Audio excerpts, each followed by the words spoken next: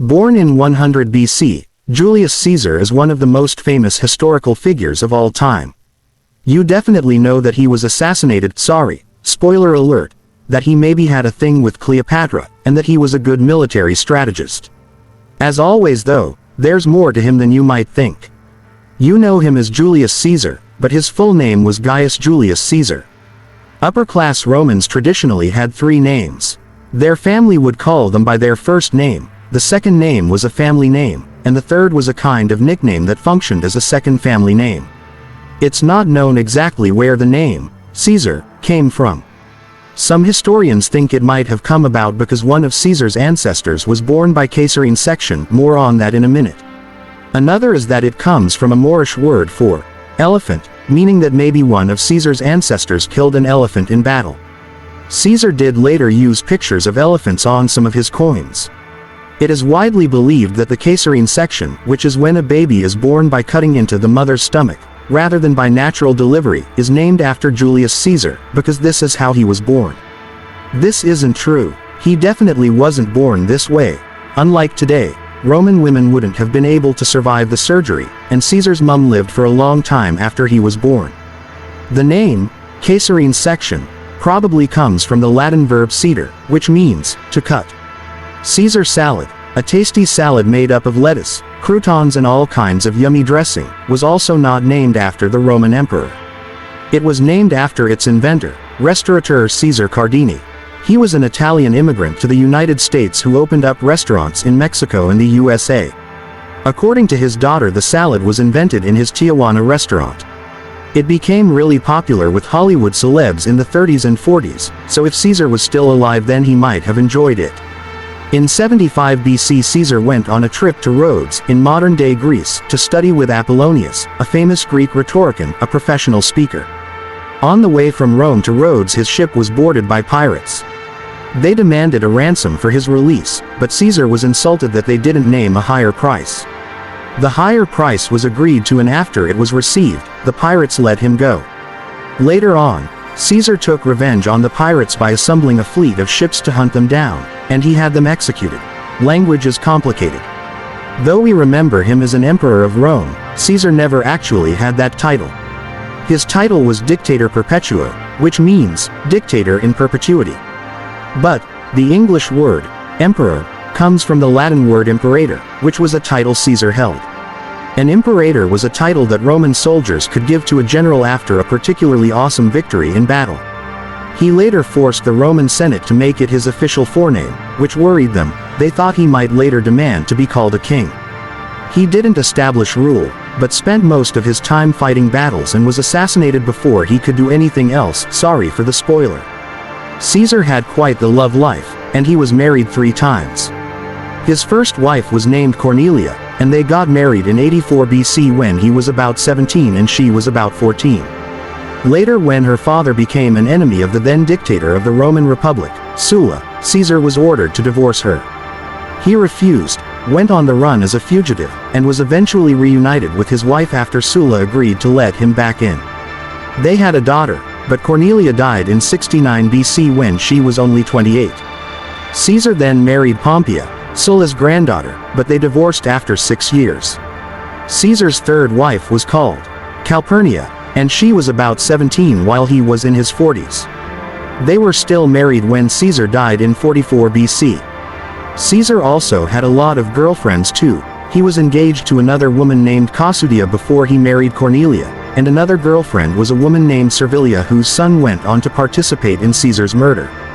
Caesar's most famous girlfriend of all was Cleopatra, who was the queen of the Ptolemaic kingdom of Egypt, so she was actually Greek, not Egyptian as is often believed.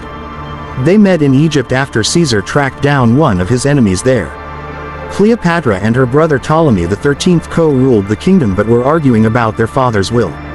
Caesar helped them to settle their dispute, and he and Cleopatra became friends. Allegedly, she hid in a laundry bag to meet him for the first time, so she could get past her brother's army.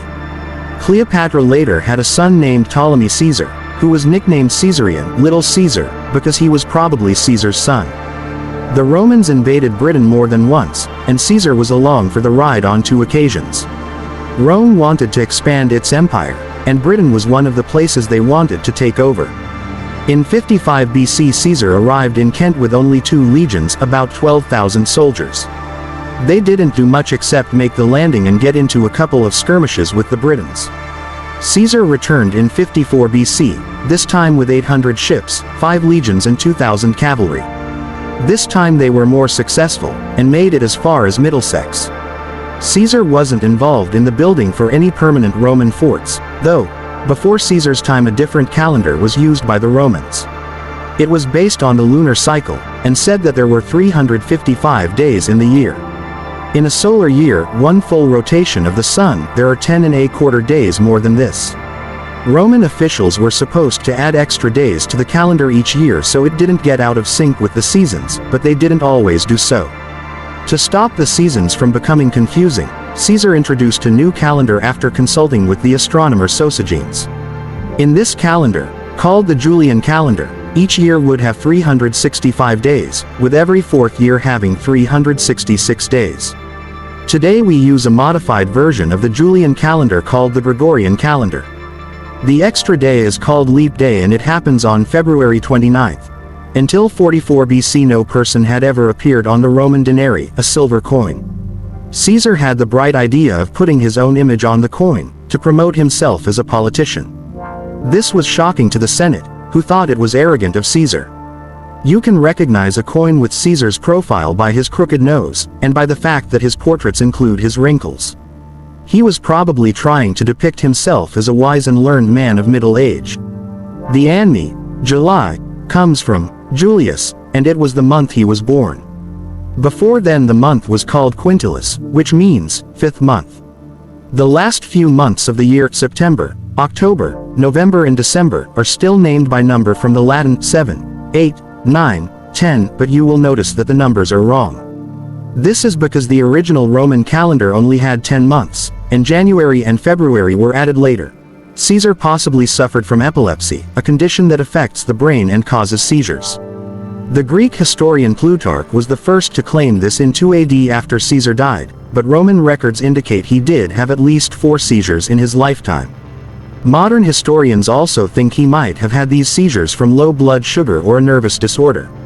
He may have also had cardiovascular problems as he grew older, though that wouldn't have been unusual. William Shakespeare, who wrote a play about Caesar's life, had a theory that Caesar may have been deaf in one ear. He thought this because Caesar was said to cover his left ear with one hand and ask people to speak to his right ear. It's thought that Caesar did this as a theatrical act, though he was probably mimicking Alexander the Great, who did this symbolically to show that he was done hearing accusations and was ready to hear the defense.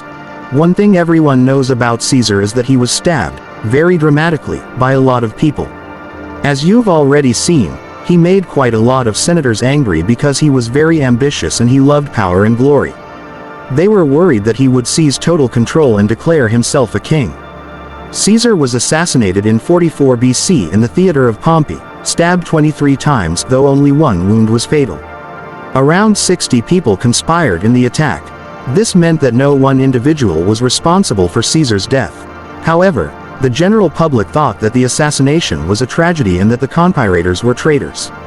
This is because, despite ruffling a lot of feathers in the Senate, Caesar was very well liked by the general Roman populace.